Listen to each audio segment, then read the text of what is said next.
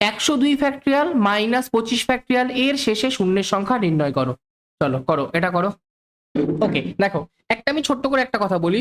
ধরো একটা সংখ্যার লাস্টে শূন্য আছে 4টে, আরেকটা সংখ্যা লাস্টে শূন্য আছে 2টো। যদি তুমি মাইনাস করো তাহলে কি হয়, 0 0, এটা 9 চলে আসলো, তাহলে একটা কি নন জিরো এলিমেন্ট। তাহলে তোমাদের শূন্যের সংখ্যা কটা বেরোয়, যেইটার সব থেকে কম শূন্য আছে।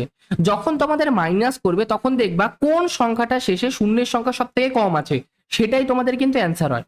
ওকে, তাহলে এখান থেকে করলে তুমি বুঝতেই পারছো 102 ফ্যাক্টরিয়ালে কতগুলো শূন্য আছে সেটা বের করার কোনো দরকার নেই। তোমাকে বের করতে হবে 25 ফ্যাক্টরিয়ালে কতগুলো শূন্য আছে।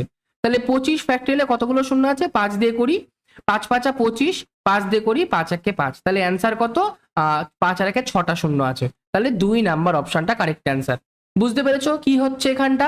102 ফ্যাক্টরিয়ালে ধরো 102 ফ্যাক্টরিয়ালে তোমাদের অনেকগুলো শূন্য চলে আসলো, ঠিক আছে, আমার দেখার দরকার নেই কতগুলো শূন্য আসলো। কিন্তু যেই আমি 25 ফ্যাক্টরিয়ালটা মাইনাস করব, ওখানে তোমাদের 6টা শূন্যের পরে একটা তোমাদের নন জিরো এলিমেন্ট চলে আসবে। তাহলে যখন তুমি মাইনাস করবা এই 6টা শূন্যই তোমাদের লাস্ট থেকে পড়ে থাকবে, এটাই তো একটা নন জিরো এলিমেন্ট চলে আসবে। এটা এক্স না, দুটো সেম না, ধরো অন্য একটা কিছু চলে আসলো আর কি। ওকে, তাহলে অ্যান্সার 2।